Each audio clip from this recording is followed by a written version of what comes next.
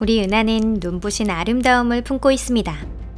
그리고 우리 인류가 태어난 고향이자 아마도 전 인류가 소멸할 때까지 지내게 될 장소이기도 합니다. 여러분 안녕하세요. 우리의 고향 우주에서는 끊임없이 새로운 사실이나 뒤바뀐 사실, 놀라운 사실이 밝혀지고 있습니다. 이곳은 토픽입니다. 오늘 다룰 것은 바로 우주의 놀라운 비밀에 관한 이야기입니다. 그럼 바로 시작할게요.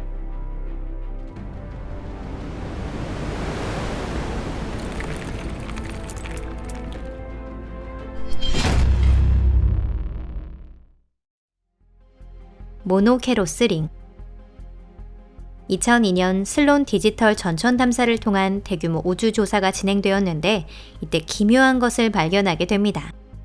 긴 필라멘트처럼 생긴 별의 고리가 우리 은하를 세 바퀴나 감싸며 돌고 있었는데요. 마치 우주라는 이름의 여왕이 은하수를 장식하기 위해 준비한 귀여운 리본 같은 모습입니다. 이 리본에는 모노케로스 링이라는 이름이 붙었습니다. 이는 대량의 항성으로 이루어져 있으며 전체 길이는 약 20만 광년, 질량은 태양의 1억 배입니다. 이 은하 사이즈의 링은 우리가 흔히 상상하는 은하의 모습도 아니었으며 어디에서 온 것인지조차 알 수가 없었습니다. 은하계의 원반에 모종의 이유로 생긴 왜곡이 아닐까 하는 추측도 있습니다. 하지만 그 후 연구를 통해 아니라는 사실이 밝혀졌는데요. 현재 모노케로스 링을 형성하고 있는 별들은 은하계 밖에서 온 것일 확률이 높습니다. 어쩌면 과거 우리 은하가 다른 은하와 충돌한 것일 수도 있습니다. 말 그대로 꽝 하고 부딪혔다는 뜻이 아니고요.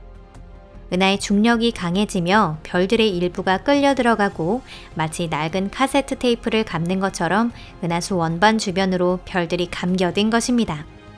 그렇다면 원래는 어떤 은하였을까요?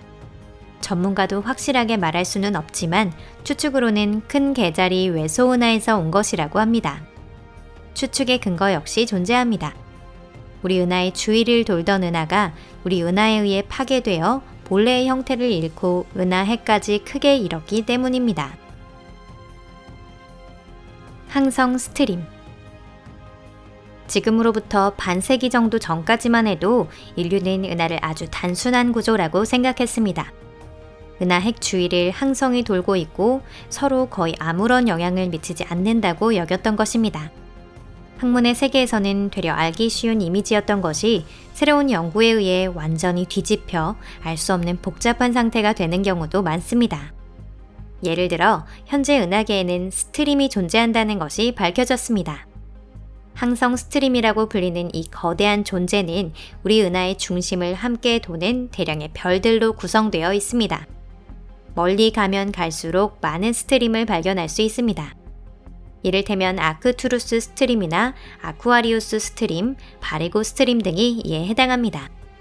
그중 몇 개는 은하계 원반 바깥쪽에 있지만 은하 중심을 회전하고 있는 것은 동일합니다. 스트림의 기원에 대해서는 완전히 밝혀지지 않았는데요. 추측에 의하면 모노케로스 링처럼 과거 우리 은하에 의해 삼켜진 외소은하나 구성성단의 잔해일 것이라고 합니다. 스트림에는 대량의 항성이 포함되어 있습니다. 그러니 달리 생각하면 우리 은하 역시 다른 거대 은하와 같이 여러 은하의 단편을 이어붙인 프랑켄슈타인 같은 모습인 셈입니다. 그렇게 생각하니 조금 무서운 것 같네요. 태양은 어디에서 태어났나?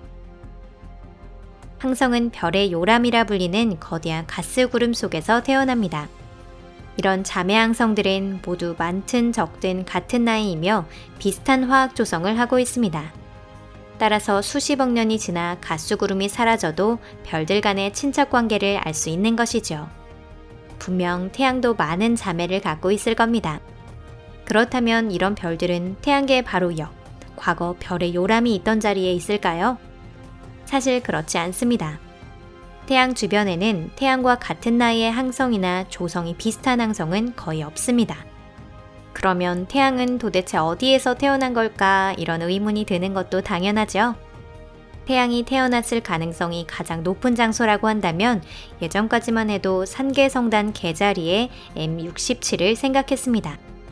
이곳에 태양을 닮은 별이 많이 존재했기 때문입니다.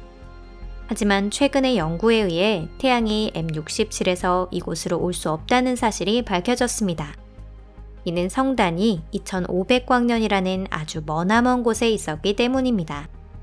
인근 항성에 의한 중력작용으로 태양이 움직였을 가능성도 있지만 그 정도의 대변동이 있었다면 태양계는 아마 파괴되었을 것입니다. 그런 재앙 이후에 궤도에 남아있을 수 있는 건 기껏해야 수성과 금성 정도입니다. 은하계 핵에선 무슨 일이 일어나고 있을까? 우리 은하의 핵과 중심부는 천문학자들에게 사실상 미개척지 같은 존재입니다. 조사 자체가 상당히 어려운데 일단 지구가 있는 장소가 적당하지 못하고 우리 은하의 핵 자체가 가스와 먼지로 된 두꺼운 구름에 꽁꽁 덮여 있기 때문입니다. 물론 전문가들은 포기하지 않고 새로운 발견을 이뤄내고 있으며 끊임없이 수리 모델을 만들어내고 있습니다. 하지만 기존 모델이라는 것은 결국 무너질 수밖에 없습니다. 은하계 정중앙 그 최신부에는 궁수자리 A별이라고 하는 초대 질량 블랙홀이 존재합니다. 이 블랙홀 주위를 대량의 항성이 동그랗게 에워싼 채 춤추고 있습니다. 그 안에는 블랙홀도 몇 개 있는데 모두 거의 소형입니다. 초대질량 블랙홀은 하나만 존재할 수 있는데 좀 이상하죠? 2016년 은하 중심에서 200광년 거리에 태양 10만 배 질량을 가진 직경 0.3광년에 이르는 실로 거대한 수수께끼의 천체가 발견되었습니다. 이런 특징을 가진 곳은 현재까지의 지식에 의하면 블랙홀 뿐인데요. 이 천체는 궁수자리 A별보다는 작지만 항성 붕괴로 형성되기엔 질량이 너무 컸습니다. 이곳엔 본래 어떤 항성이 있었던 걸까요? 전문가가 이에 대한 해석을 내놓자마자 2019년에 또 다른 수수께끼가 던져졌습니다. 태양의 32,000배나 되는 질량을 가진 거대한 블랙홀이 또다시 발견된 것입니다. 이런 수수께끼의 블랙홀이 대체 어디에서 온 것인지 알 수 없었습니다. 혹시 과거 우리 은하가 삼킨 은하의 중심에 있던 초대질량 블랙홀인 걸까요? 연구진들은 아직까지 이 의문에 대한 답을 하지 못하고 있습니다. 은하계는 얼마나 더 존재할까?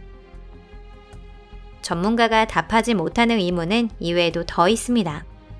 은하는 언제 소멸하는지, 그리고 앞으로 얼마 정도의 시간이 남아있는지에 대한 문제에도 그렇습니다. 은하는 자신보다 작은 은하를 끊임없이 삼키며 항성을 잡아오는 포식자의 위치에 있습니다. 하지만 스타워즈 에피소드 1에서 콰이곤 진이 말했던 것처럼 항상 위에는 위가 있기 마련입니다. 이런 경우라면 안드로메다 은하가 상위 포식자에 해당합니다. 안드로메다 은하는 우리 은하보다 훨씬 크며 약 250만 광년 떨어져 있습니다. 그리고 현재 진행형으로 우리 은하에 조금씩 접근하고 있습니다. 약 30억 년 후, 만약 그때까지 지구가 존재한다면 이 거대 은하의 항성과 가스를 육안으로도 볼 수 있을 것입니다. 그때가 오면 이미 우리 은하는 안드로메다 은하 주위를 돌게 됩니다. 거기서 15억 년이 더 지나면 두 개의 은하는 결국 충돌하고 우리 은하의 팔이 안드로메다 은하에 감겨들며 그 일부가 될 것입니다. 이렇게 우리 은하의 역사는 막을 내립니다. 오늘 영상은 여기까지입니다. 끝까지 시청해주셔서 감사합니다. 실망하긴 아직 일러요. 이는 어디까지나 가설 중 하나에 지나지 않습니다. 많은 연구자들의 주장처럼 우리는 충돌을 예견할 수 없고 하물며 우리의 고향이 완전히 파괴된다고는 더더욱 단언할 수 없습니다. 우리는 은하 간의 움직임을 찰나의 시간밖에 관찰할 수 없습니다. 수십억 년 안에 완전히 달라질 수도 있는 것이죠. 충돌 같은 건 아예 일어나지 않을지도 모릅니다. 그렇게 되면 우리 은하는 수십억 년 동안 더 존재할 것입니다. 별의 요람에 있는 가스를 다 써버리고 별빛이 사라지기 전까지 말이죠. 혹은 빅립이 일어나 온 우주가 뿔뿔이 흩어진 소립자가 되기 전까지는요. 이 주제는 또 다른 영상에서 다루도록 하겠습니다. 채널 구독이 아직이시라면 새로운 화제를 놓치지 않도록 꼭 구독해주세요. 그럼 다음 영상에서 뵙겠습니다. 안녕히 계세요.